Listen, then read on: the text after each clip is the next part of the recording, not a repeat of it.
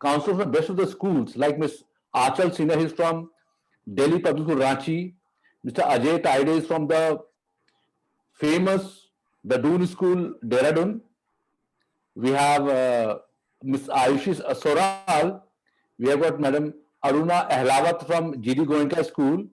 We have got Madam Divya P. We have Charlotte Raj. We have Dr. Rasika Singh. We've got Josna Khan. I won't like to waste much of time. I will request our moderator, Madam Anju Devaskar, who is the Assistant Director Outreach of the famous Flame University Pune. And that is also the first university that has started liberal arts in India. Over to you, Anju. Yes, thank you so much. And a very, very good afternoon to all the school counselors and the university representatives who are with us today.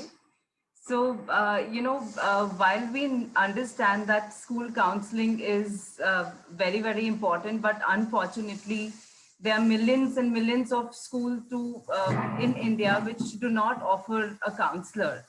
So what really happens to those students? So it's a very big misconception, I would say, that the students need counseling or people need counseling once they have finished their academic qualification. But I think in today's very dynamic society where life is blessed with incredible options, and in every sphere of life, including education, I think counseling is required right at the school level. And you all are the counselors who've been counseling so many students in so many years. For instance, a student after passing grade 10, many students face difficulties in just kind of picking the right subjects. For example, the schools do offer certain options right after grade 8. So what are the choices that the students have? Either they know what they want to do, either they know, okay, my best friend wants to do this, so I'm also going to do this. Or sometimes the parents advise them without kind of really knowing what the student wants to do. So just to begin with, we'll just start warm up this session with some questions where probably probably Pranav can indicate who should take the question, but I'm just going to say my first question to all my counselor friends here. So, what are your views on some very important practices to guide students that every school in India must follow, probably? And, I would request Mr. and Taide, your former colleague from oh, the Doon yes. School Dehradun to start with. Yes, yes. I'll just finish the question. Irrespective of Okay. financial background of the school, here we're looking at a student. I mean, it doesn't matter whether I go to, a Dhirubai, or I go to a municipal school, or I go to a government Correct. or a small school just in my town. So, what are your views on some important practices that probably every school must have? Ajay, over to you. You'll have to unmute him. Yeah. Thank you so much, Anju, for this warm welcome. Thank you so much, EduTV, for inviting us and being a part of this event. School counseling is very important aspect of a student's life. Every school must have a dedicated career counseling department because I believe each student is born with a signature strength. Each one of them have some potential which could change the world. Each student does has some form of purpose in this world. That's why he's here. All we need to do is to find that true strength within that child. A lot of times students do not understand their strengths and weaknesses, and that is how, or that is when they need mentors, teachers and counselors like us to work with them, help them understand their true potential. A lot of time they may fail in a particular subject, they may not perform to their fullest strength. It is here where we need to hold their hands and give them the support and encouragement of how they could develop in a particular course or subject. A lot of time they do not have understanding of which subject they should be taking in Correct. grade 9 or 10th, which career could be suitable for them. And let me tell you, careers are evolving. There is so much of interdisciplinary learning happening today that what we need to focus is their strengths. So students need to be guided on importance of technology, importance of understanding different careers, understanding what could be a integrated liberal arts education, and based on that we must show them the future opportunities. So what we practice here at Doon School is we work with our grade 8 students right from the beginning and try and understand what are their strengths in terms of their academic performance. We also try and understand what are their extracurricular pursuits and try and motivate them to excel at those which they like them. So begin with interest finding, understand what the students' interests are, and then take those interests and build them to make it as a strength. And out of the few strengths which they develop in their senior years of high school, then decide which could be the areas of major. We always apply for more than one major, and we always try and create more than one country option, irrespective of the student's financial background. Students do not know that a lot of universities offer financial aid, and that financial aid would naturally depend on the financial background of the child. So students are expected to be, uh, students should be guided in that manner, that based on their academic strengths, strengths in their profile, co-curriculars as well as extracurricular, they should be guided to be applying to a country where they could their strengths could be enhanced.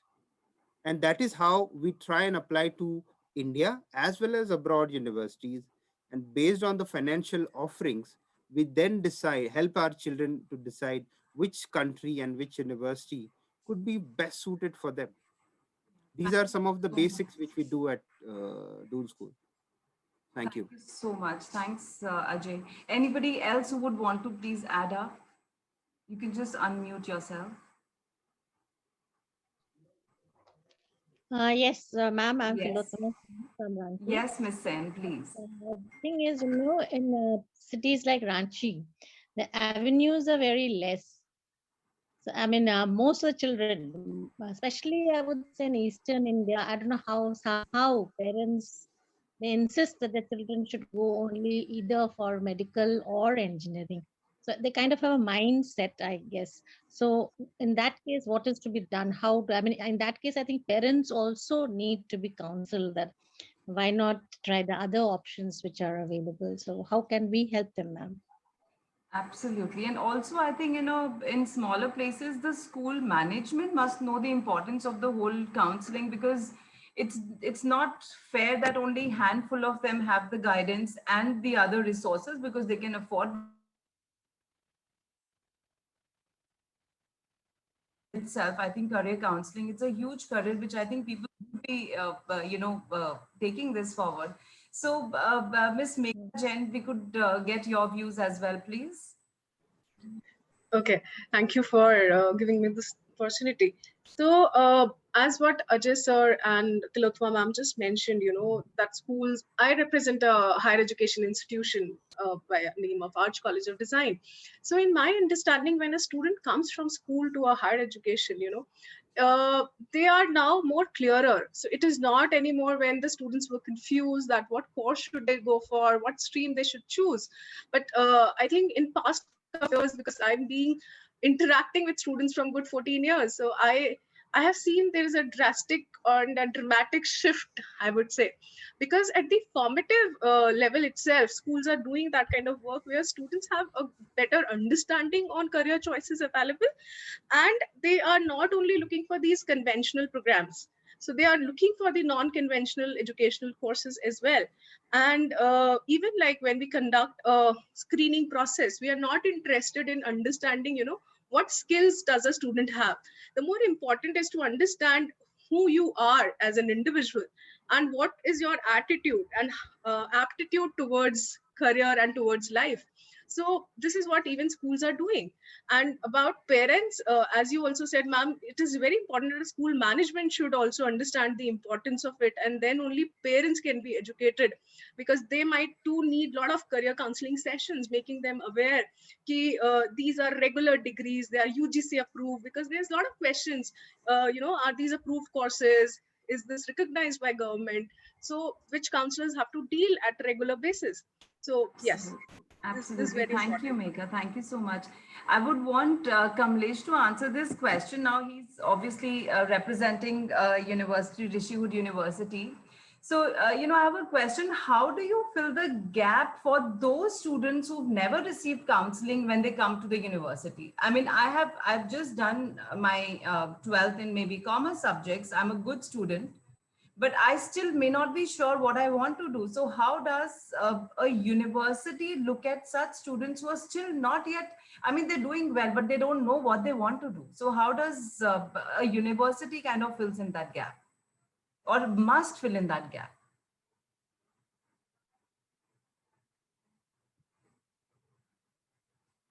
Kamlesh, sir.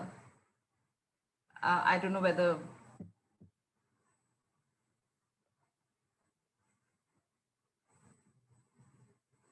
maybe Professor Mishra, are you there? He's there.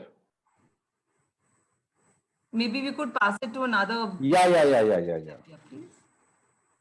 I think we can invite Madam Ayushi Soral. Yes, ma'am, Ayushi, please.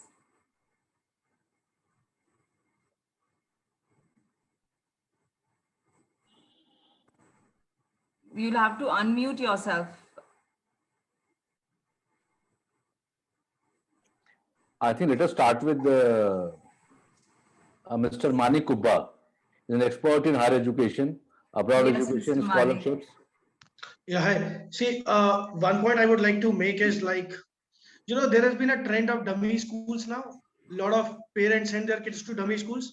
I think that's killing the school environment also. And second, it is actually killing the exploration part, which a student and parent must go through.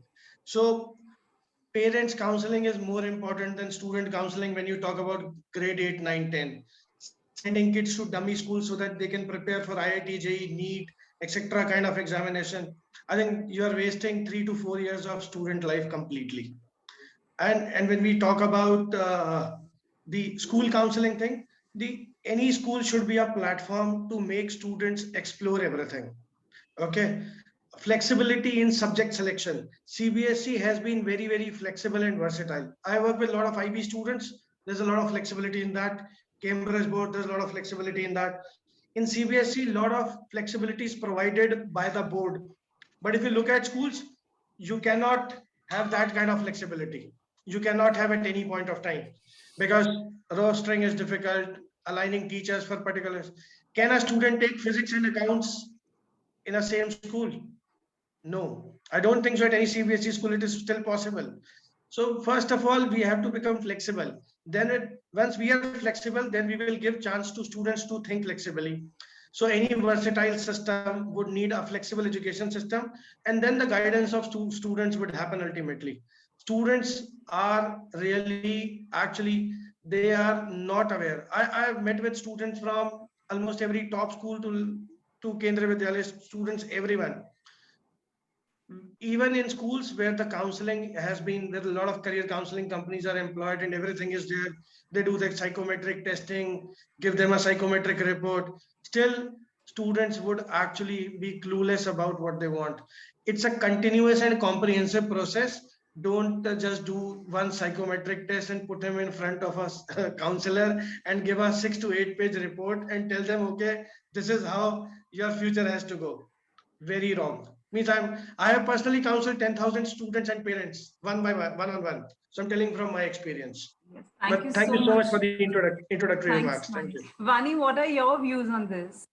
Yes, hi, good afternoon to everyone. I'm Vani from Universal Business School. So basically, I would definitely agree on 2 points here. The first point is about involving the parents.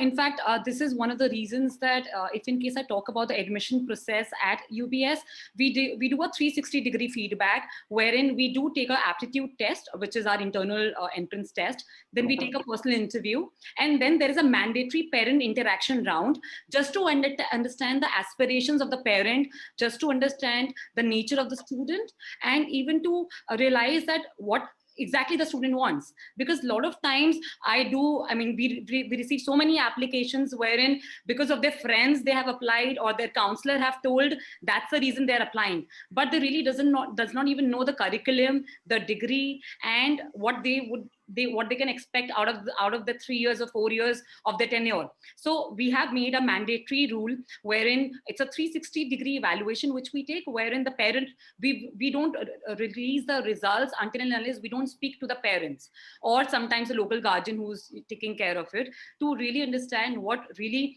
a student is looking at, and to make that right fitment, because it's very important to make the right match what student needs versus what the university is offering.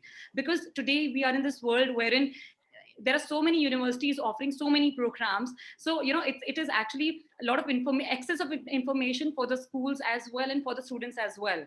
So to dig down deep is something which is very important. So that's one factor which we incorporate before enrolling any student.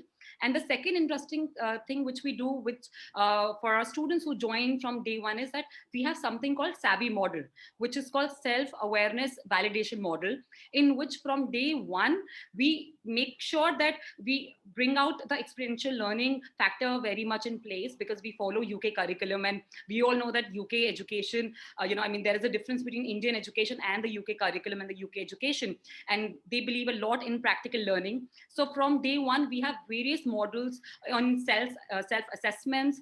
We do aptitude tests, we do psychometric tests. If any counselor or school wants the model, how we follow it, I would be happy to share my slide as well on that. So we have a proper mapping from day one to the year 3 or the year 4 of the graduation. So that's very interesting model which we look at, wherein we do everything from mock interviews to mock training sessions, and at every stage students have to evaluate themselves. So the evaluation will be done by the mentor and the student. So it really brings them the gap and reduces the gap on what student really wants and what they can expect out of it. Thanks, Vani. Thank you so much. So my next question is to school counselors, and here, please, I'll request anyone to unmute and speak for a minute or two. My question is that, like we just do understand, since you are counselor, let's address the challenge probably, the counselors in school face. Sometimes a student wants to pursue, for example, I want to do film and management, I want to do filmmaking, but my father says, no, you're so brilliant in math, you have to do engineering, or you have to do computer programming or something like that. So as counselors, as school counselors, when you come at a crossroad like this, how do you tackle this situation? A school counselor, please, anybody can just unmute quickly and we'll just have a minute reflection of yours. Please, it's going to help, I think, a larger community, probably we learn from each other as well. Correct. Yeah, I just would like to take this opportunity. A very good question, because we come across these type of problems. When we counsel the children, we make them understand, as one has just now, the speaker has told that there is a difference between aptitude and interest. These are two different things. For example, if I take my example, as if you told that I wanted to become an artist or a dancer, whereas my parents, they have told me to go in a science field, and later they have arranged a teacher for me also, but at that time my teacher has told that she's small, so she cannot, we'll do after a few years, and in that way I just molded myself and had gone in a science field. I appreciate the decision of my parents, because whatever I have achieved in the field of science, it is because of them, because they have tapped my talent, or I should say aptitude, when it was not available in those days, and they have guided me to go in this way. But somewhere the interest was gone. And believe me, at the age of 42, I realized that I wanted to be a Kathak dancer. And my son has supported me. I learned for 4 years, and at the age of 46, I have given my first stage performance. So, what I have concluded in this is that interest is a thing which can be done as a hobby, whereas aptitude needs to be taken as a career. So this is how we talk to the children to find that and to make them understand that what is aptitude and what is the interest. These are two different things.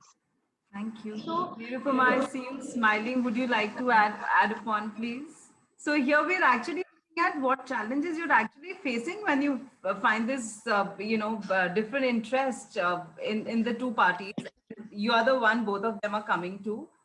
Sometimes it's not necessary parents are always right. They could be wrong. And They could be wrong as well. sometimes want to just, quit easier option that might not be the right way to look at. So, those are the challenges that we're talking about. Right. Anju, thank you very much. And thank you, Edu TV, as always, arranging such wonderful platforms. And these discussions do help everyone, each of us take benefit of this. Well, I would like to speak from the head of the school point of view. So when we get our students, they are confused as to which specialization they have to take, but they have made up their mind that they want to go into liberal arts. So my difficulty about whether or not to counsel them for medical engineering is taken care of. It's been dealt with. I think you guys are doing a wonderful job at that.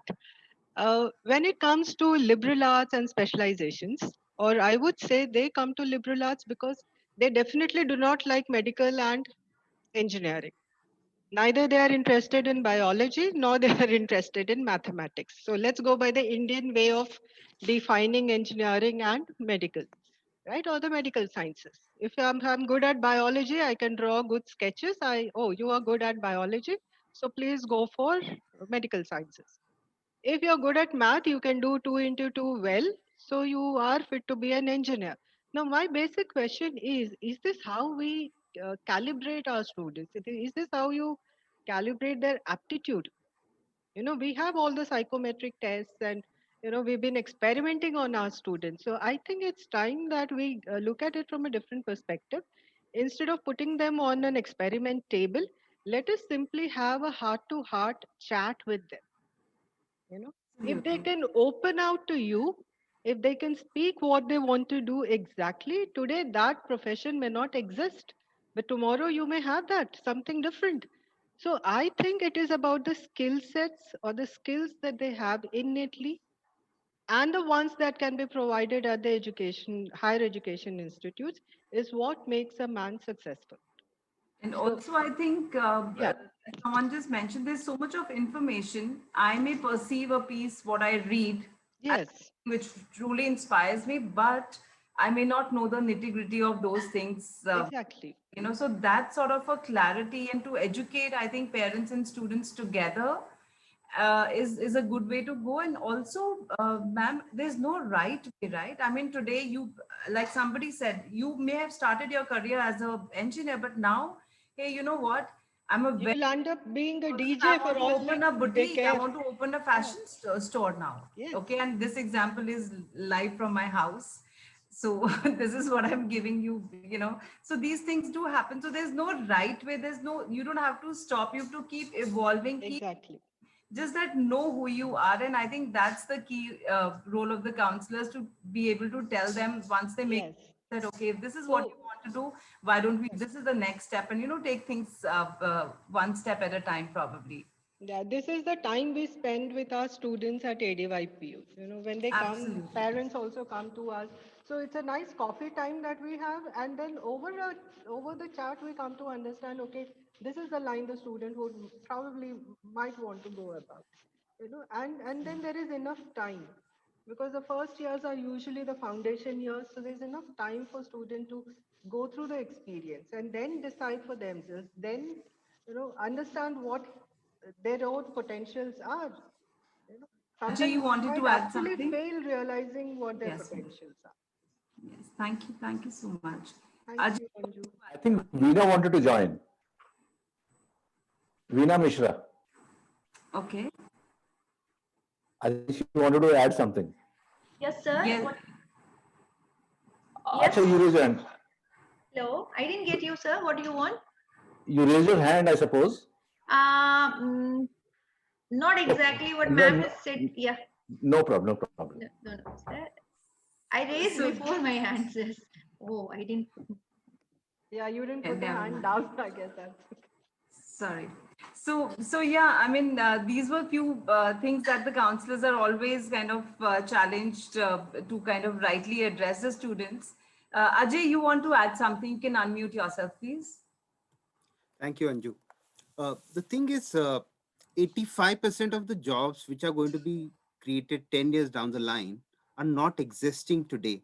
So our today's learner have to have those 21st century skills which are much needed for their success in the future.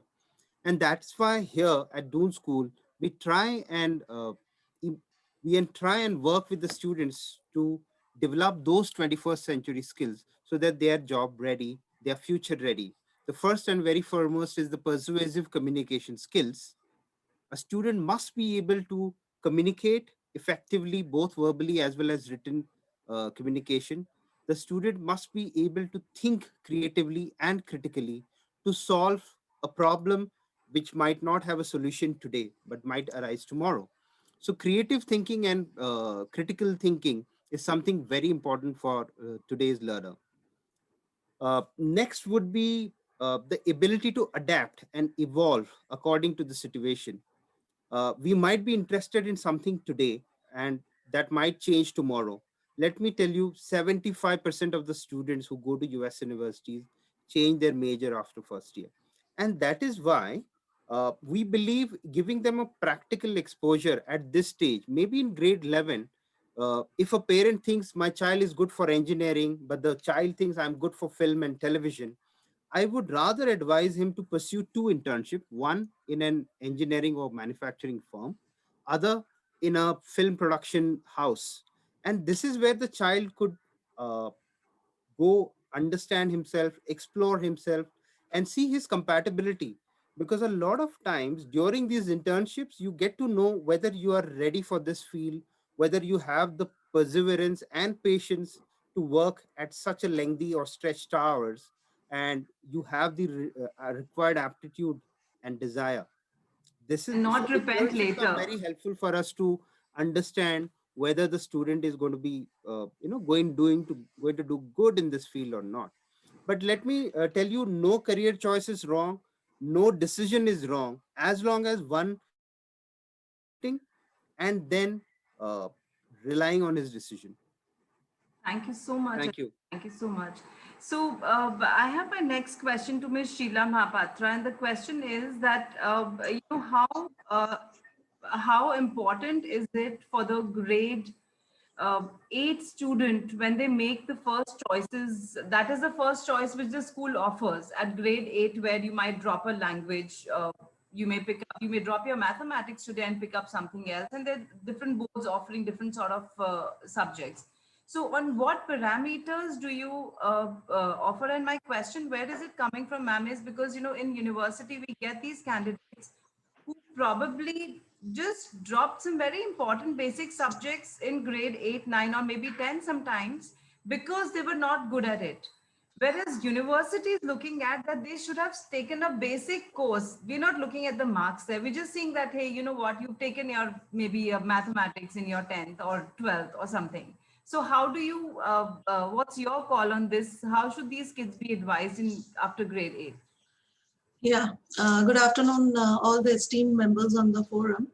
I'll just come to this question, but prior to this, I would like to add a few points to, the choose, how a child would choose between, prior to Alliance University, I had worked with Dr. D.Y. Patil University, and Mr. Karthik Aryan, who is the Bollywood film star now, was actually my student there. So maybe that was a parental pressure that he had joined the engineering stream, but ultimately he did what he wanted to do, and he is now a successful Bollywood star. So sometime, yes, as sir rightly said, it is good for the parents to have a middle path. Maybe the child realizes the difference between interest and aptitude, as ma'am had rightly pointed out, and then carry his career forward. Now, coming back to your question, ma'am, regarding dropping a subject and all. See, that is where I think a little input from the counselors as well as the parents would be beneficial, considering the child inherent skill set. Whether, because at that point of time, the child is too young to understand what is in store in future for him. So here, the role of counselors and parents are very important. So sometimes it may happen, you may be needing some basic foreign language. Let's say someone wants to pursue MS in France, and then had that child opted for a foreign language in the school level, it would have given him an easy entry to do his MS there. So this kind of thing happens. And coming back to one more thing, so I really like this ideate to future, the catch keyword for today's session. And when we speak of ideate, it is basically a concept from design thinking. So I just would like to point out here, we at Alliance University, we have totally done and dusted with the final year project for a BTech student. We have incorporated a design thinking lab commencing from the third year onwards. And the focus is primarily on two things: how to work in a team and how to understand interdisciplinary concept. Because the future is completely interdisciplinary. May it be IoT, may it be smart grids, may it be AI, or whatever field you say, electric vehicles for that matter, it is completely interdisciplinary. So when you're looking into future, you have to be prepared for anything and everything that comes. So it is creativity, it is innovation, and it is completely thinking out of the box. Thank you so much. Thank you, ma'am. So now I'd request Monica and Jyotsna to tell us, first Monica and then Jyotsna, to, about the subject options that we were talking about at grade 8. It's a very we just heard, grade 8 is students are too young to make that choice, the right kind of counseling. So what parameters do you kindly, do you use to kind of suggest students or guide them?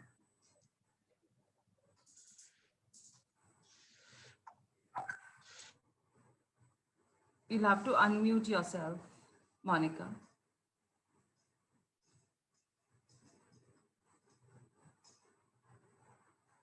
Jyotsna, you can go ahead, then we'll have Monica till the time she fixes her, the sound. Yeah, thank you, ma'am, for giving me the opportunity to speak. Actually, it's a new field for me, and I'm learning. I'm here to learn only. And it's really illuminating hearing you all eminent personalities speak up so nicely and so kindly about the students who are going to pick up major subjects, the subjects and they have to choose their goals, their life, that gives direction to their lives. So ma'am, I'm here to learn and I'm listening, and I'm really, really overjoyed to be in presence of you all. Thank you so much. Thank you so much, Jyotsna. Thank you so much. Thank you, ma'am. Your sound system okay now? Can you unmute yourself? I think you're using a phone, so you'll have to unmute yourself before you can talk. We can't hear you. You have to unmute yourself.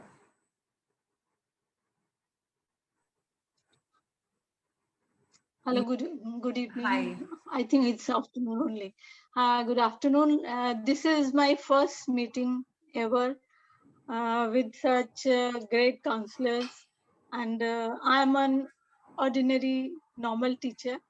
So this is my first experience. I'm here to listen, to understand. Wow. And then your experience I'll take, and then I'll pass on to my students also. All right. Thank you, Monica. Khushbu, you would want to add something? Good afternoon, ma'am. Good afternoon, everybody. I will also appreciate, Khushbu, if you can introduce yourself, from which school you are. Everyone, I think. Fine. Whichever school or university you are. Fine. Sir, I'm from Delhi Public School, Ranchi. Okay. Very big school, huge school. I've been there. Thank you so much. Thank you so much. Okay.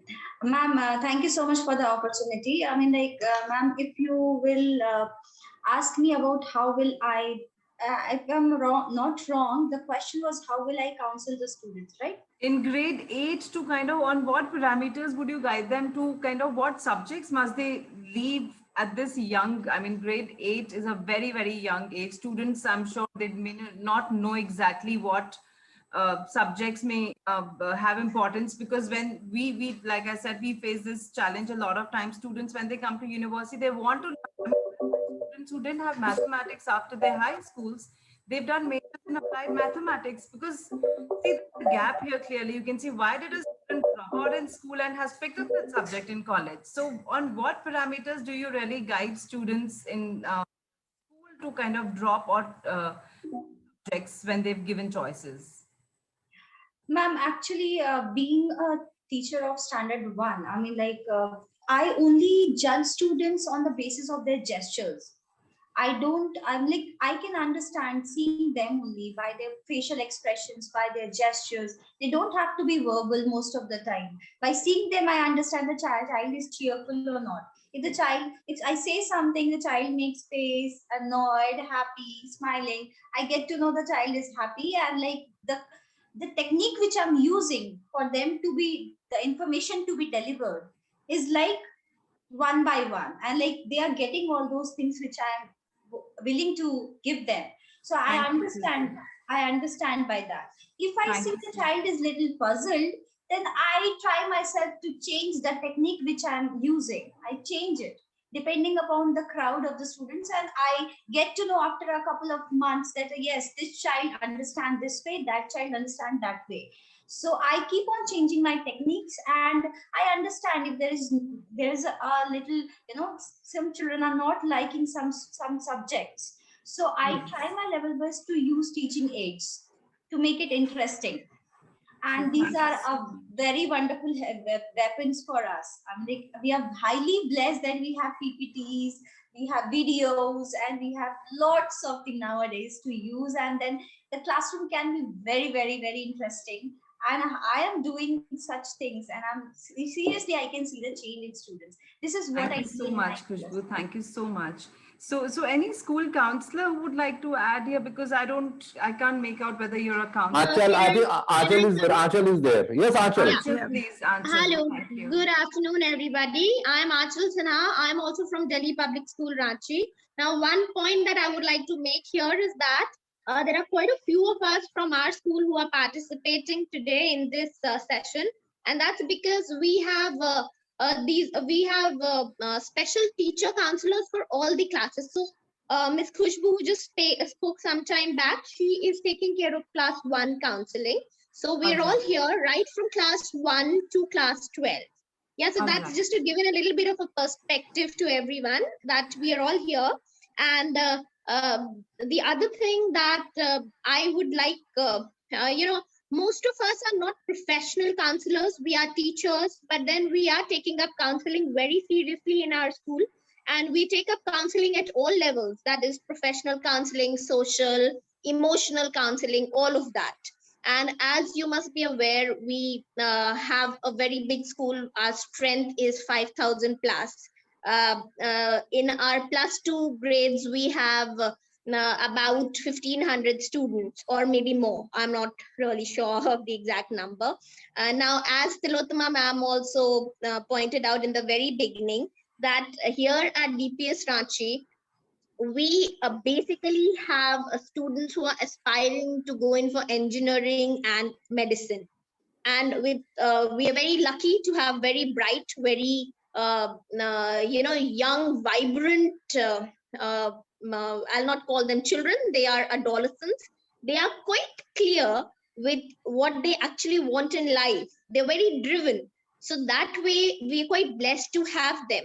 But yes, as teachers, we would definitely like to, try our hands at least giving them exposure. Now, I see that there are many counselors from many universities and colleges here who are doing who are into unconventional professions, career making organizations.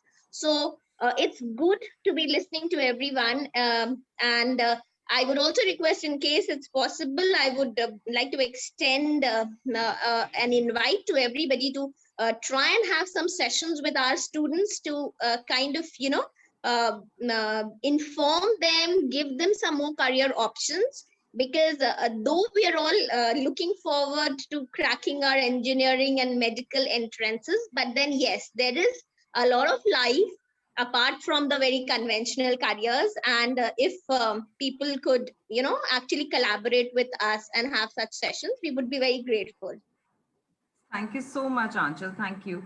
Any Aanchal, what we will do, we'll connect you to all the universities, and you can directly, you can communicate with each other, fix up dates, and they can counsel your students. Sure, we can That's go a ahead wonderful with thing. that. Yeah. Thank you. Thank you. Anju, Yes. Charlotte Raj, Ayushi Soral, and Madhu Kapoor have raised their hands. Okay. Okay. Yeah. So good afternoon, Yes. everybody. Am I audible?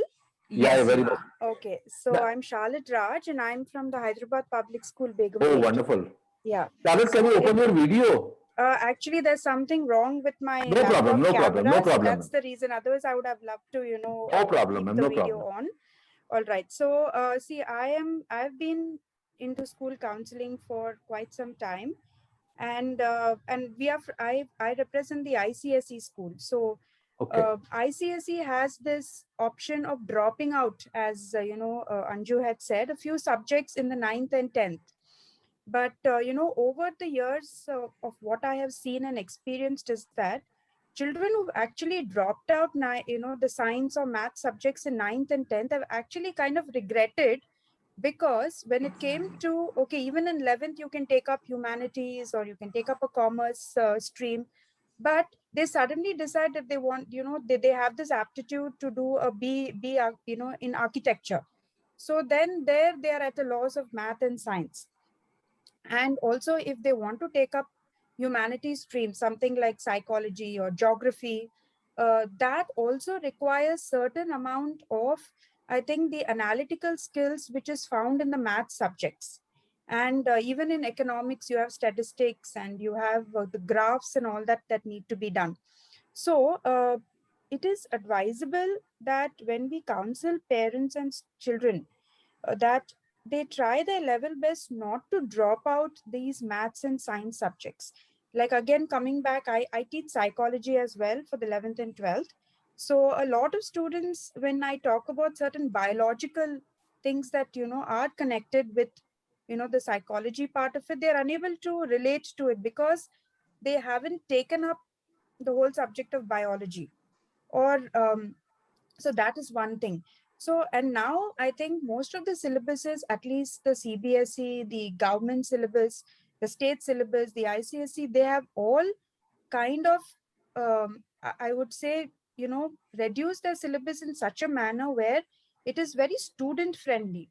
So when we counsel parents, when we counsel students on whether they should drop out or not, I think we should try our level best to help them to understand the scope of why they must take up math and science.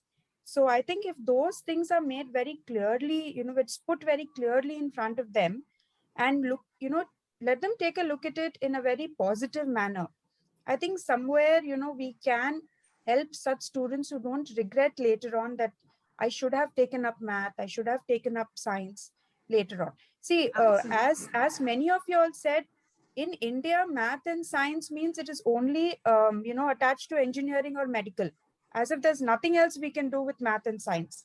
So I think that, and the basic knowledge which they teach in till the 10th grade, I think that is very, very important.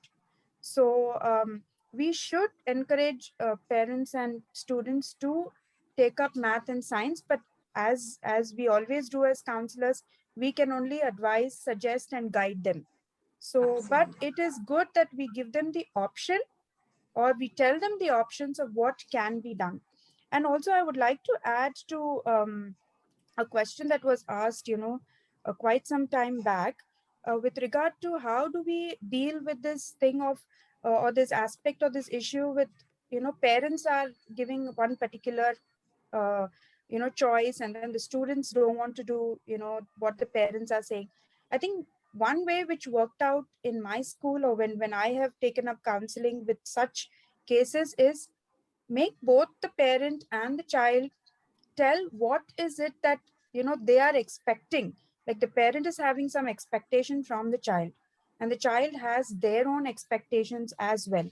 So both, we have to make the parent aware that this is the scope of what the child wants to do, and make the child aware that this is what your parent means by telling you to take. So if both are brought on this a kind of same page or the same platform, it may not happen in a session or so. It might take some time because both are going to be very rigid in their thinking. And as usual, the adolescent is going to be a very stubborn and a rebellious adolescent here. So we have to kind of, maybe in a few sessions break through and then try to help both of them understand what it is that each other wants. And always we must involve the entire family in taking up decisions like this. It's not like I have just left it to my parents or I have left it to the child.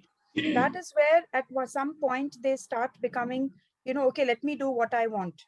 And the parent will they have to reason out for their choices. Exactly. They have to be a yeah, reason. you need to reason out. So the moment the entire family is involved, then there is a lot of brainstorming happening and everybody comes to a common page or a consensus. I think that will ease out a lot of things. Thank you so much for this opportunity. Charlotte, Yes? Miss Anju, with your due permission, can I just give an example? Yes, please. I know a girl, her father was heading the largest pharma company of India, from Dehradun only. And the girl wanted to become in our time we used to call them press reporters, journalists now. Yes, yes. But the father wanted to get her into just the pharma business. And she scored 100 or 100 in chemistry. Wow. And her father got her a job she got a job in one of the largest multinational company, US multinational company of pharma, and she shifted to US. Okay. So after 5-6 years, I met her in a party.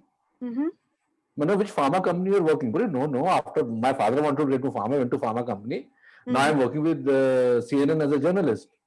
She did what her family also wanted and what she also wanted. Yes. So that way, I think somewhere peace was maintained. That is all liberal arts is about. Yes, exactly. You're right. Thank you. Thank you for sharing that with us. Yeah. Madhu, you want to add something? Miss Madhu Kapoor? Yeah, Miss Madhu Kapoor, she's there. There only, very much there. Yeah, she can just unmute herself, please. Hi, good afternoon. It is so nice to listen to people, like-minded people, I would say.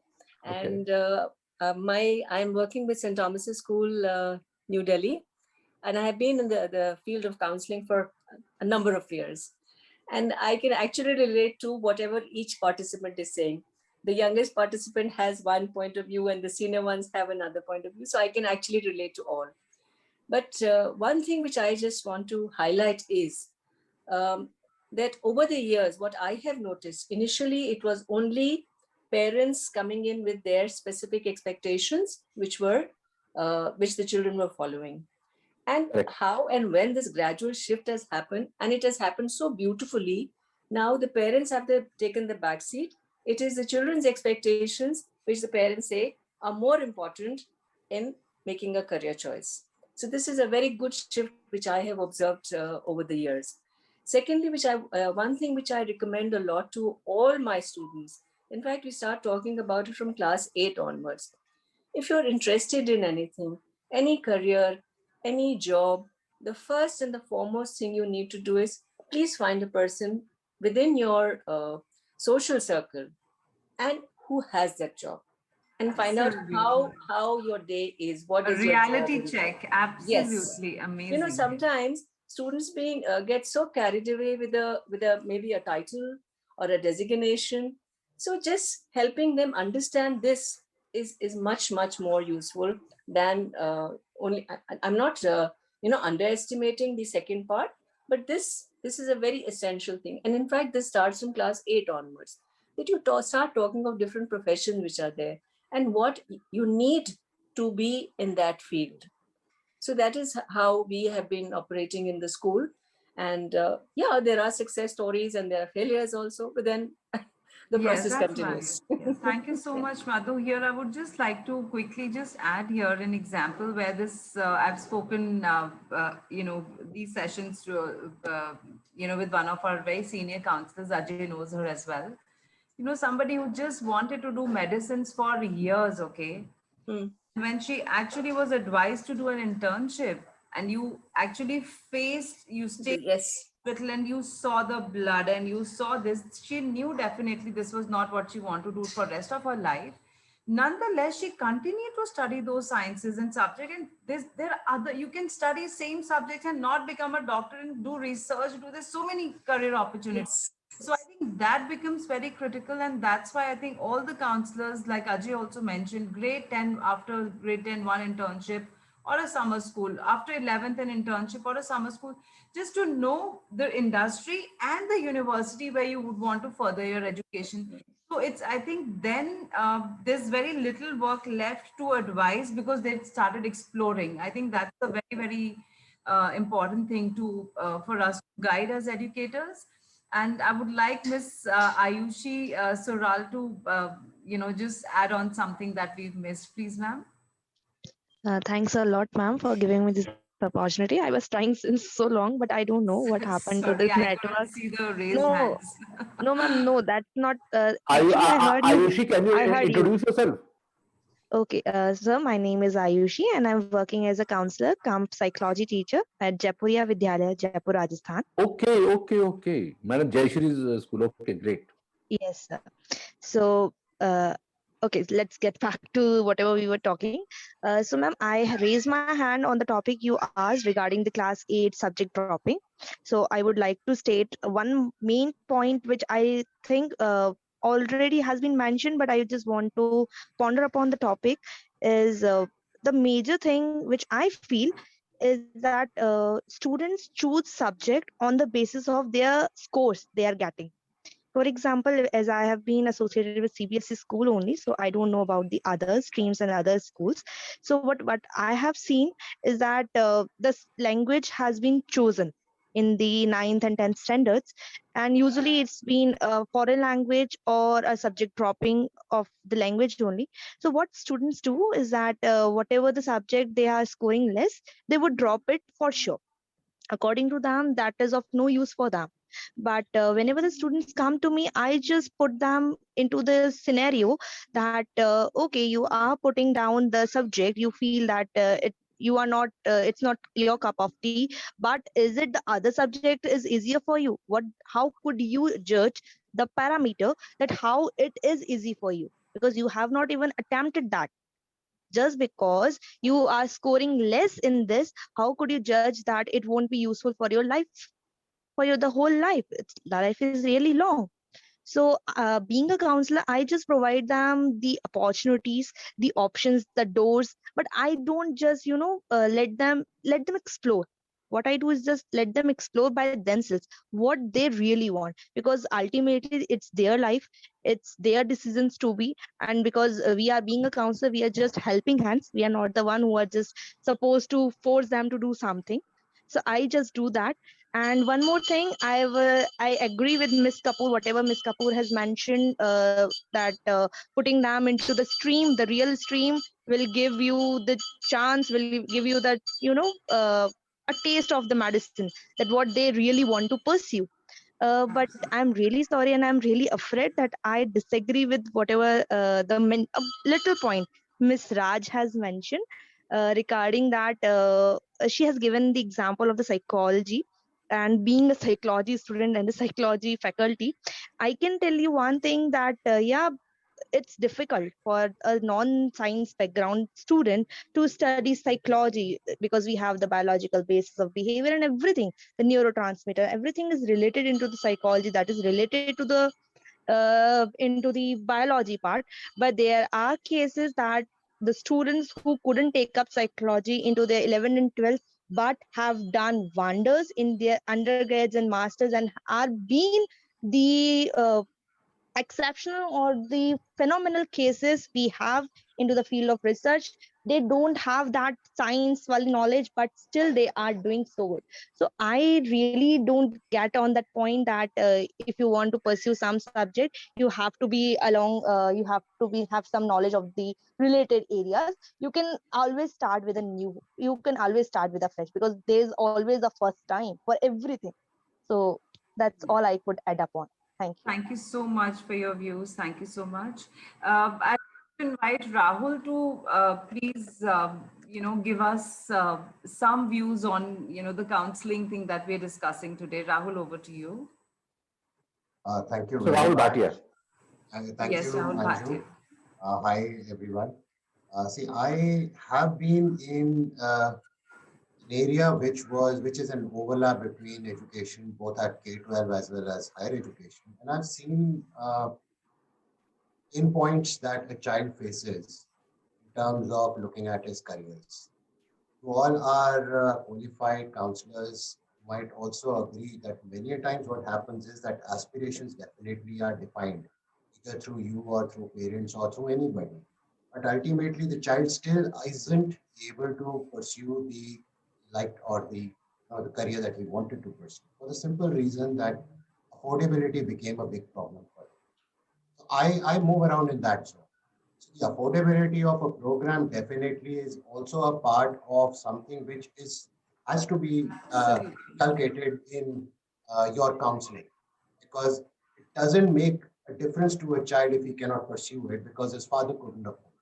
So that is an area which we feel should also be incorporated in your counseling to the child, and that is wherein we also are there to help you because we work alongside with more than 185 higher education institutions and universities in the country.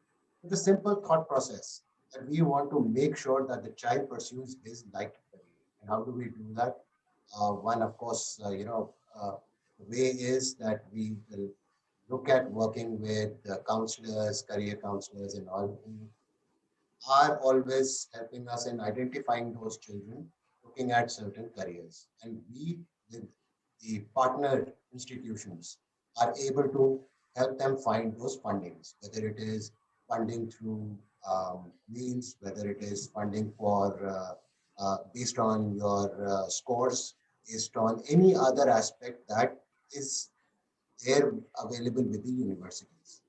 Having said that, I also believe that, and that's the sad part of how a child moves on from a K-12 segment to a higher education segment, is that in spite of the clarity of goal that he might be given through you, as his parents are the ones who are making a large number of decisions for him or her, what happens is that he's pushed into certain things. That pushing doesn't allow him to really look at a constant career options. So for that matter, if he's spoken to you and he's gone back and now he's still confused between 5 or 6 options, he really doesn't know. And there's a lot of information overload available on internet, which according to me today becomes counterproductive. For the simple reason, it still doesn't give him any clarity. So for that, there has to be a certain availability of top-end performers in certain segments or careers who need to speak to these children. And that is also an area which we do. So what we do is we work with top career counselors and career consultants and people in the country, and we do sessions, and these sessions are totally free. These sessions are totally free for schools to come in and ask us and tell us that. So we do the top 20 new age careers, and we talk to the kids. We will have people who's who coming over and talking about those careers. People who have made name for themselves. So that also allows the child to identify what he can really find out in a career, given career. The third is definitely the scholarship tests. So we conduct free scholarship tests every month, twice in a month, in fact. And this allows us to also look at what the child's profile is. And we are having our first test tomorrow, in fact, for this month.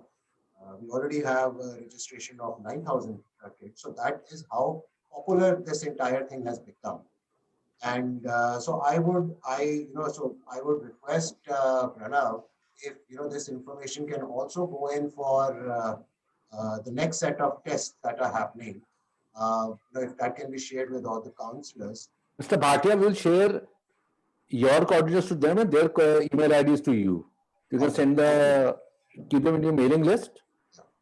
Fine. So that Before I come to Ms. Vani Bhalla and Mr. Manik Kubba again, I would request Madam Anju Devaskar, who had honored us by becoming the moderator today, tell about how Flame University is different than others. I've been to that campus.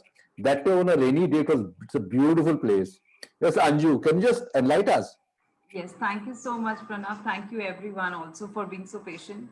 So I think as the saying goes, there's a magic in the right beginning, okay? And Flame is the pioneer of liberal education in India. Correct. I would say here that it just has made the right beginning, and the magic of liberal education is now to be extended. NEP is talking about it. So I think it was very important for someone to make this radical departure from the traditional, models of higher education by addressing, I think, two major critical issues, which I think all of us are talking about today. Number one was lack of interdisciplinarity, because today, like the kind of careers we are preparing students for future, they have to have interdisciplinary approach or multidisciplinary approach towards academics. Number one. The second is the lack of opportunity to make informed decision about one's specialization. I know that my father's, suggested me to do economics, and I just enrolled myself. That may not be my calling. How about me taking courses in economics, also journalism, finance, marketing, and so on and so forth, and then probably decide what I want to do. So I think these two things is something which are very, very close to our heart and our, system here. And, rather than with this lack of interdisciplinarity and lack of making an informed choice, I think there's been very limiting for students to just fix themselves into humanities or rather, BA, BCom and BSc, I think today students must be allowed to take courses from physical and natural sciences, from humanities, from social sciences, and fine and performing arts, everything. And I think this basically exposes students to multidiscipline, gives them opportunity to truly explore what their calling is, what their interests are, and then probably make a choice of their subject. Besides that, Flame also is very, very, experiential learning is at the heart of Flame University, where students do programs like developmental activities where students work with NGOs and, they're sensitized towards reality. What is the real world? My dad can pay, a fee to Flame University, or I may have come on a scholarship, but I need to be sensitive towards the entire society. A lot of good education schools are doing that now. Then Discover India program, which kind of allows me to incorporate and reflect the learnings that I have, done in my classroom to really apply into the world. And the third one is this, summer internship program, where again, if they've missed an internship in the school, they will do an internship while they're in the college, and it's a credit program. Besides that, I can go on and on talking. We have beautiful sports facility infrastructure. Students can take 300 plus major minor combinations they can pick up from. Subjects like, international studies and public policy and journalism, film and management, towards the humanities and social sciences, computer sciences as honors degree, doing applied mathematics, taking economics as honors. Studying abroad for a semester. So these are a lot of opportunities that the university is offering. And yes, I think how I would say is that the university has its heart and mind at the right place. You need to know how the industry is moving. You need to keep changing yourself. For example, we brought in, a major in business analytics this year. We've added mental modeling and financial literacy in our core programs. So yes, I mean, we are evolving, and I think that's what every education institute must do. So yes, Flame is, it's a beautiful campus. We've had some amazing student alums, they're all on the website. We're really proud of students. There are ones who did not, who came and who were like surprised, wow, this is my life at university. There were some who had more expectation and may not have met. It's a very real place. So, yes, that's all from me about Flame. Pranav, thank you so much. Thank you, Anju. I would request Ms. Vani Bhalla to tell about the USPs of her college. Even I've been to her college also. It's a beautiful place. It is in Karjat near Mumbai, and I stayed there also. Vani, I would like to have your message before I come to Mr. Manik Kubba for all the counselors who are here today. I also request all the counselors, please raise hands if you have any question or any suggestion for us. Right. Over to Vani. Thank you so much for this introduction. Of course, indeed, the campus is in a place called Karjat. I'm sure many people would not know what Karjat is. So Karjat is a place, it's actually a valley which is 1.5 hours away from Mumbai. So, you know, I mean, a lot of time people ask us that why Karjat? So, you know, one of the reasons it was an intentional choice is that if you, I mean, in Mumbai, you know, having a campus of 40 acres with residential facilities and sports facility, you know, it's not every university, it's not possible to have it. So simply because of the reason, you know, we wanted a campus which is closer to Mumbai, being one of the, you know, top hub places for internships and for speakers coming over to our place, and yet having a campus which is India's first Be Green school. So that's where our, you know, that's where the tagline is for a campus, and that's what it makes us unique. That it's completely Be Green school, and then we have specializations in management. So this is a college which offers program in BBA. Then we have an integrated program which is BBA plus MBA, and then we have a very unique interdisciplinary wherein we have a business and a management degree with specialization in liberal arts, design, economics, sports, and data analytics. So this course is basically for those students who wants to do economics but doesn't have maths in class 12, because a lot of Indian universities have a criteria of having maths in class 12, but our students can still pursue this program. Be the kind of students, for example, they like design, but they don't want to get into the creativity part, but perhaps they want to open up their own studio. They have the business mindsets to open up a sports academy. So that's when we have these collaborations, and these are very unique programs which we offer, because the entire course curriculum is from Cardiff Metropolitan University in UK. So again, this becomes an opportunity for an Indian student who does not want to spend 70 or 80 lakh rupees to go and study in UK, but they can still do an international degree at 1/3 of the cost in India. So I mean, and especially, you know, despite of the time in the pandemic situation we are in, there are a lot of many parents who would again think to send their kids abroad. So this college can become an opportunity for those students who have an aspiration to go abroad, but not right now. So we have this unique opportunity wherein students can do 1 year in UK and study at Cardiff as well. Apart from that, we have a lot of internship programs, as also Ms. Ajay mentioned that internships is very important. So similarly, we do send our students for internships after the first year and after the second year, so that by the time they are graduating, they know which career they want to pick up. So they can choose specialized internships in different specializations, which we offer, ranging from a lot of, I mean, we have around more than 20 specializations which students can take up. And plus another unique thing which I would like to mention is that we have a live asset trading global room, asset trading room from Thomson Reuters. So Yes. it becomes an opportunity for students to do live trading with virtual money. So, you know, it becomes very important for students to really do practical learning, and that's what we believe in.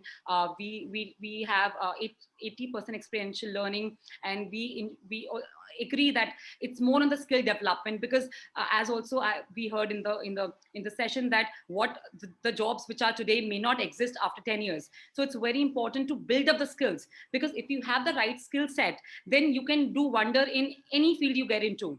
It may not, it can be management or a liberal art or a science or a doctor or any field. You should have your skills right, and that's what we focus upon, on skill building activities, and that's what I would like to say from my end. Thank you so much for giving this opportunity and listening patiently. Thank you. Thank you, Vani. Now I would like to request Mr. Manik Kubba, so how he can contribute, help all these schools counselors for higher education. So I have become a sort of serial entrepreneur into the higher education side. This is my third venture. Probably Rahul and Pranav know me for some time. Yes, so yes. So Rahul, just an introduction. The new venture is called Mentored. And again, we continue to focus on study abroad as well as scholarships has been our forte. So to all the schools, all the counselors, in case your kids are looking at scholarships, like Ajay mentioned, financial aid may not be possible for all students when they're international. But in terms of scholarships, at any budget, you can actually get into a US education system. I'm a big fan of US education system, and we can see a bit of Americanization happening of Indian system as well when I hear from Miss Anju about Flame. Fantastic school. I'm a huge fan of your school, ma'am. In fact, every year I have counseled many students who have gone to Flame. And in fact, I continue to maintain contact with students because that is where a lot of information comes to us. Students are they are into international relations, they are into economics, and the kind of modules that you have introduced, like you mentioned, business analytics, and people have taken marketing as well as a minor. This is the Americanization of Indian education system, which is happening. It is not bad at all. We needed, there are IITs, there are AIMS, and there are these specialty institutions, and where there is a separate bunch of kids which go to. But we need a liberal education system also, which is putting sciences and arts together. So that is amazing thing that you have done. And when I heard from Vani about how UBS has been operating, I came in contact with your school long time back, very long time back. But I was a job interview probably 10 years back, but I got into entrepreneurship, so never had a chance to work there. But so what I do, we advise students on all aspects of education. No compulsion, nothing. We are a service provider and we give confidence to parents and students. It doesn't matter you score less, you score high. No matter, don't worry about your admission. You can outsource your tension to us. That is what we do with kids and parents actually. Tell them, feel free, feel liberated. You have come to a place where we are going to help you. Irrespective of your marks, irrespective of your aspirations, even if you have taken a commerce with maths or without maths and you want to do computer science, there is no problem. There are enough options in the world, you can do it. That is what liberal education is all about. And just 2 pointers about the domestic education system. It will be my wish that maths becomes a compulsory subject till 12th. Once you leave mathematics, it's very difficult to take it back. If you look at American system of education also, verbal skill and quantitative skill are the 2 things which are tested in all entrance examinations all over the world. GRE, GMAT, SAT, CAT, they all test students on quant and verbal ability. Okay, don't leave mathematics. And any which ways, who needs board exam marks when you have got a competition to appear for actually. Okay, so I think it would be a great thing if we don't leave mathematics at all. Maths and English language as a language subject should be compulsory. Instead of making anything compulsory, these 2 subjects should be a part of entire curriculum till whatever level you study. So IB has a compulsion, huh? Manik, IB, you can take different level of math. Yeah. So IB has got a standard and a higher level. So you can take an SL or an HL level. And we have got kids from all over the country. In fact, I've got kids from Hong Kong, Oman, UK as well, and all across different boards. And second thing is, when people talk about there will be 80% jobs which are non-existing today, they will be there. But one admission also I would like to make. However popular AI, ML, artificial intelligence, machine learning, cyber security, gaming, ethical hacking become, the fundamental degree would be computer science. Okay, so fundamental degrees cannot be ignored. You can have alternative careers, but fundamental degrees will remain same. To be a best student of business analytics, like ma'am you mentioned, you need to have a basic skill of mathematics. Without calculus, you are not going to that route at all. You will not be a good professional in anything that you take. So that's where I would say maths has to be there. And plus, fundamental degrees cannot go away. You want to work in automation, you cannot ignore electrical engineering or mechanical engineering. Okay, so those fundamental degrees have to stay. And for example, economics, we take it as a commerce subject. In America, it is in Northern America, actually, I would say it is a liberal arts subject. BSc. It is termed as a liberal arts subject. Some countries also give you BSc in economics. I mean, yes, ma'am. London School of Economics gives BSc in economics. So BSc and so there are only two degree nomenclatures in US, BA and BS. That's it. Yes. Nothing else. Either it's an arts degree or it's a science degree, and it depends on the quantitative modules that you have got it. So economics is a STEM subject now at many schools in postgrad in the US. But I think I'm taking a lot of time. We can continue to talk. No. But, I think I will take details from Pranav, right about my organization. I Yes. love talking to students all the time. In case you want to give me an opportunity, I would happy to be around. Thank you so much. Wonderful. We can see I that would like to you're a I would very like to passionate request person. Madam Sheila Mahabatra. She's the head of Electronics and Engineering Department at Alliance University on what Mr. Manik Kubba said on sciences and maths. The right person is Sheila Mahabatra. Ma'am, I think you have to unmute yourself. Yes. Yeah, am I audible? Yeah, very much. Yes. Good to be in the frame again. I will take it just from what Sir said right now. So however we say, as he said, that AI, ML, so the core or the foundation remains computer science or maybe an electrical engineering. But here there are so many interesting avenues that are coming up. So it is no longer, when we think of mechanical engineering, a few years back, we never thought that a mechanical engineer would actually do some specialization and land up, into implant technology, which is there as a dental surgery part. Okay, so they are actually mechanical engineers who are designing those implant screws, who have done some specialization. So that is how it is. And if you look at electric vehicles, it is they are chemical engineers, there are electrical engineers, there are people from electronics background who are into signals, there are people from computer science. So it is a culmination of so many things. That is how it. Yes, sir.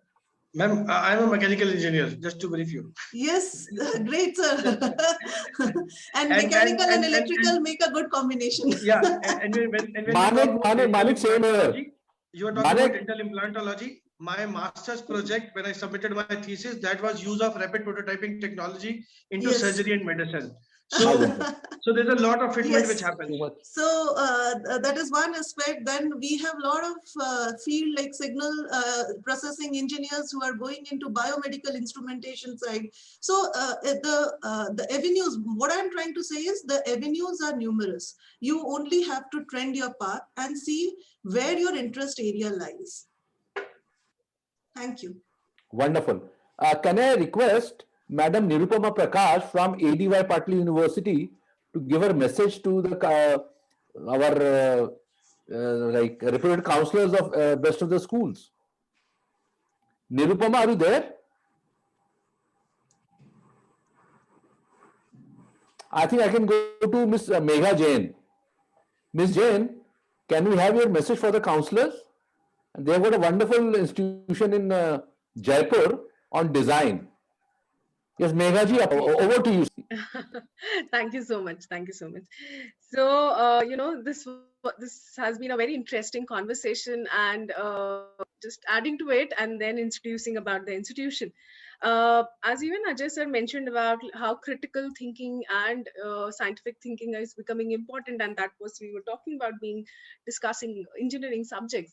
So similarly, I would say the school education has moved from STEM to STEAM and to STEMmed, wherein they have added arts, entrepreneurship, and design to it.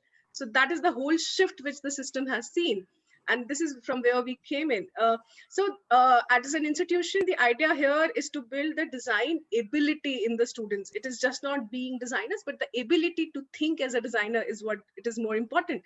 And to build that sensitivity, sensibility towards the subject. So that is what we do. So I represent Arch College of Design and Business. We are a 20-year-old institution in the heart of Pink City, Jaipur, which is known for its creativity, and it is one of the IT hubs now because we were talking about technology, AI. So we are in a city which has its own heritage and it's a IT hub. So that's the learning environment which students get with us at Arch. And the whole focus and the vision which institution drives is all towards the social entrepreneurship. Because ultimately, every graduate, whoever is looking, we are talking about building a Atmanirbhar Bharat or vocal for local. That is what even our Prime Minister is pitching. So the whole focus is all about social entrepreneurship and interdisciplinary learning, wherein a principal ma'am mentioned about the first year, which is the common foundation year. Similarly, in design, you have a common foundation year, you get a chance to work in different subjects. And this is more hands-on, where they get and go and work in different labs. A fashion student can go and work in a jewelry lab or a metal lab or a wood lab, and they tend to explore themselves. So it is not necessary that, very beginning you have to choose a course and then you cannot change it. There's always a possibility when a student can shift the stream. So this is an interdisciplinary learning environment. Then at Arch, as the focus is entrepreneurship, so we have a design business incubator, and we help our students to build their own businesses. If you have a good business idea, we can help you to start prototyping from the campus itself and getting you the angel investors. Definitely there is a financial assistance, scholarships, and we conduct an all India entrance examination, AIEET. And based on the performance, and this is not a regular question answer kind of exam. It is a fun, it is experimental, it is a exam wherein we, as I initially also said, we are interested in understanding more about a student, not about their skills, who they are in their lives. That is what the area of interest is. So this is what we do. And so we have introduced a lot of new area subjects, I would say, like digital design, photography, graphics, which is what people, product design, which is really like the new age career opportunities. And so this is a 4-year Bachelor of Design, which is affiliated with the state university, that is University of Rajasthan, a 100 years old NAC accredited university. Then there's an international degree, which is BA International, which is with Pearson. Pearson is a UK government accrediting body. So first 2 years of college, students study here in India with us. And third year, they can go for a progression to the Pearson affiliated universities. There are 100+ universities all over the globe where they can go and progress and complete their graduation year and do even masters in the 4th year. So these are the offerings which institution has. And then, yes, people might ask, like, as I said, it's a regular UGC approved curriculum. There are placement cells. So that's what mostly I believe the counselors might have questions around. Yeah, this is from my side. Thank you so Wonderful. Thank you, Ms. Megha Jain. We have now Mr. Pradyuman from ADY Patil University, Pune. Pradyuman, are you there? Yes, sir, I'm there. But on the behalf of Ajinkya DY Patil University, I would like to request Nirupama ma'am to speak. She is now there. She was facing certain issues in their mic. Okay. Yes, Nirupama, can we have your message for all the school counselors? Yes, please. Thank you so much for remembering me again. Well, I've been listening to everybody speaking, and so it's been quite an interesting discussion. And I see that all the counselors are doing a wonderful job with the students they have. Well, let me start by telling you all that ADYPU is a state private university which is located in Pune in Maharashtra. It is a 135-acre green plush campus, and we have exploited the nature. Not that we have disturbed it, but we are enjoying it. So that's about the campus, and we have 11 different schools, which include management, engineering, IT. Then we have design, which is our flagship program. We have liberal arts, which is a recent entrant into this group of schools that we run. Now, I would just quickly like to talk to you about the School of Liberal Arts. Now, under liberal arts, we offer 4 specializations. Now, you would ask why specializations in a field like liberal arts? Now, why isn't it liberal enough? Well, it is liberal enough in the first year. So students do their foundation year where they get to learn about a lot of subjects, lot of courses which include political science, sustainable development, environmental studies, and many more. But yes, after their 3rd semester, they have to go in for a specialization, which is one of the 4, which is English, psychology, international studies, and economics. Now, we will be adding a couple of more this year, like sociology and anthropology as well. But as of now, we have 4 specializations. Now, we're also offering majors and minors. And apart from that, which I believe makes us stand apart is our research inclination. Now, we start our research from the very first year, which is taken in small bits in first year. And then we progress and we encourage our students to even publish papers in some recognized Scopus journals. So that research skill is instilled right from the beginning in the form of small projects. So when they work on a project, they have to come up with a research report. Now that in second year then develops into a research paper. And in the third year, there is a 6 credit undergraduate thesis which one has to submit in order to acquire their degree in liberal arts. Yeah. And we are also starting our honors program from next year, which Ma'am, just a second. Let me unmute you again. Ma'am, can you unmute yourself? please, I will do Yes, that. please. Yeah. So would you Getting like to some tell me disturbance. is there some disturbance from my end? I think I've muted everyone. Okay. 1 second, sir. 1 second.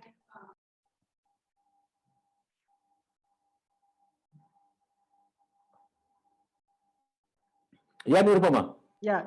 So these are the specializations, and as I spoke about the research part. Now these two are very, very important for us. And the third thing that again, because like every other university would have, we have a very robust curriculum. We have sports, we have extra co-curricular activities included in that.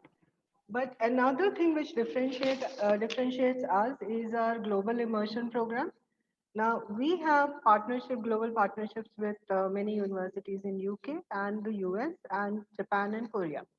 Now our students in their final year can select to go to one of these universities to complete their rest 2 years or 1 year. So the choice is between 2 years or 1 year. Now by doing 2 years, they also get a degree from the US universities. And by doing 1 year there, those credits are recognized back at ADYPU and we award the degree. So this is another option which students can get from our side. Now that's again a differentiator. Now another thing that when there was a discussion about the skills we were talking about. So what we do is we start our internship from the end of first year. So the minute they enter the so-called vacation, which is internship is always like having or developing new skills. So the end of first year, we place them with NGOs. Then second year, we place them with companies that we work very closely with, and from where we get projects for our students.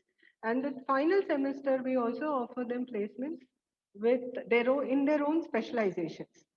So second year, the internships are more to do with learning about how companies work and operate. But the final year or the final placements are about their specialization placement. So this also kind of creates them for the market.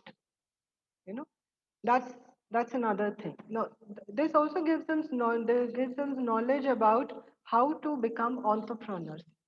And one of our flagship programs, I would say, is the social innovation and entrepreneurship.